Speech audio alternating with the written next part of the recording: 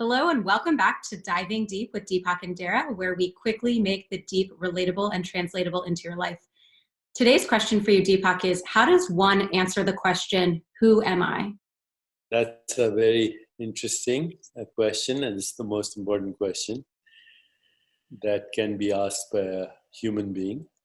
I don't think giraffes ask that question. Giraffes don't even know they're called giraffes by humans. But here's the way to reflect on this question.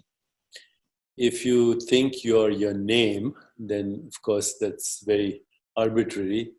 Your mother could have called you Sarah instead of Darrah, right? Or my mother could have called me David instead of Deepak. It would have made my life a lot easier to be Sarah. Everyone could say my name. That's right. So the name that you go by is very provisional. It's a provisional identity. Then you say, well, then am I this body, the body that is you're looking at, or you can look at your own body. And the answer is you couldn't possibly be, because the body is a constantly changing activity that you're aware of.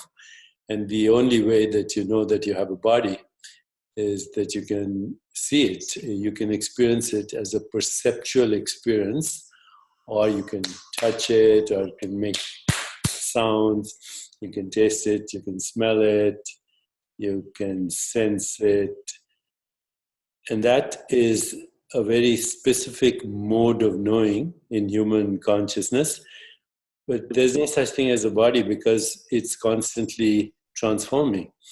It was a zygote, and then an embryo, and then a baby, and then a toddler, and then a young boy or girl, then a teenager, on and on. So if you say, I am this body, then which one are you referring to? You cannot identify with an activity, because all activities are time-bound. They're just arise and subside. So every perceptual experience of your body is a snapshot.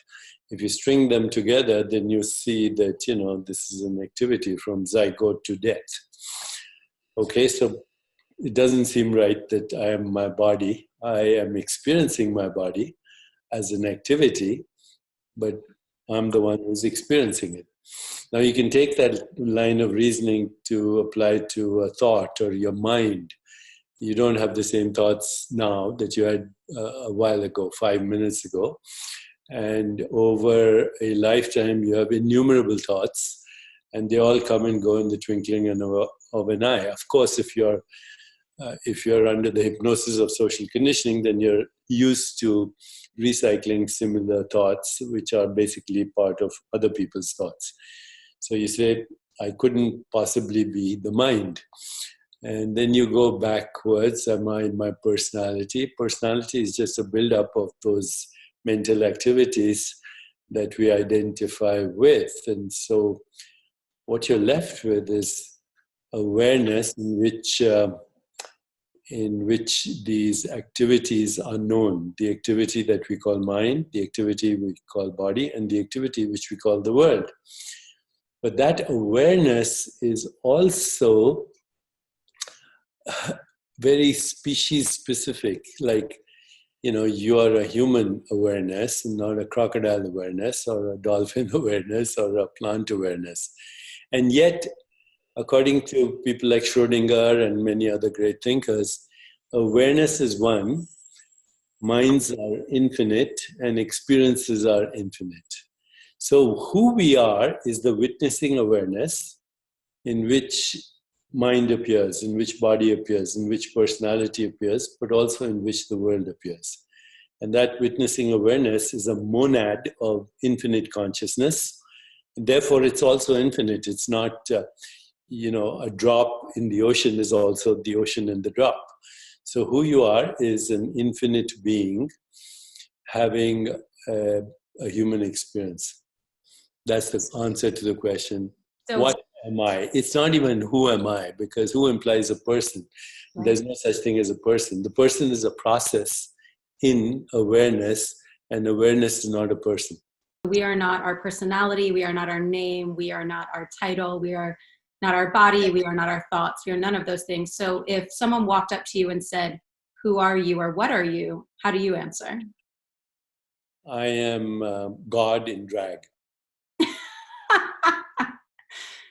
Favorite. We are all the divine infinite consciousness having a finite local experience.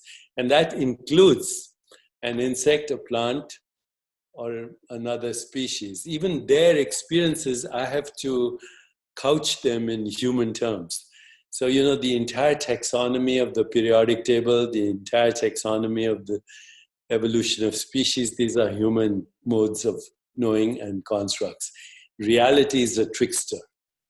Makes perfect sense. So that would be another thing. I'm the divine trickster. Yeah, I love that. You're the divine trickster. You're God in drag. I hope everyone tweets that. That is beautiful. And then, Teilhard de Chardin said we are spiritual beings having a human experience. We are non-local beings having a local experience, on and on. But, I think everybody will get this idea. Right, because whether it's in the deep way of this metaphysical who or what am I, or in a really practical way of I do a lot of work, for example, in the spaces of relationship building, the number one question people ask initially is, what do you do? And it's this way of defining someone, and that becomes their entire identity. So I love how you're sharing this with us, that not only are we not our title, and we are so much more than that, we're not any of these constructs that we often identify with. What is it that knows a thought? You should ask yourself that. What is it that knows a feeling? What is it that knows a perception? And then what is it that creates a story around that? That is who you are. That is powerful. Thank you. So we're going to shift into the second part, our lighter spirited portion of the episode. And my question for you in that regard is, what does it feel like, I think I know what you're going to say, to be in what I call the one name club? So Deepak, Oprah, Cher, Seal, Madonna. What's that like? I never thought of it. It's kind of interesting, yes. I would say, who did you say? Deepak? Oprah, Madonna, Seal, Cher. Yeah, I kind of know all these people, have met them in my various travels, and they're cool. I had a feeling you would have zero ego around the answer to that question. Yeah, well, it is what it is. I don't know. Absolutely. Well, thank you everyone for tuning in to another episode of Diving Deep with Deepak and Darrah.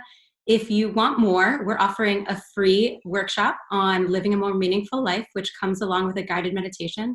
You can get that at the link below, which is lifebydesignsummit.com/Deepak. Subscribe to our channels where we'll continuously release more episodes, as well as follow us on on Twitter and on Instagram at Deepak Chopra and at Darrah B. We look forward to seeing you next time.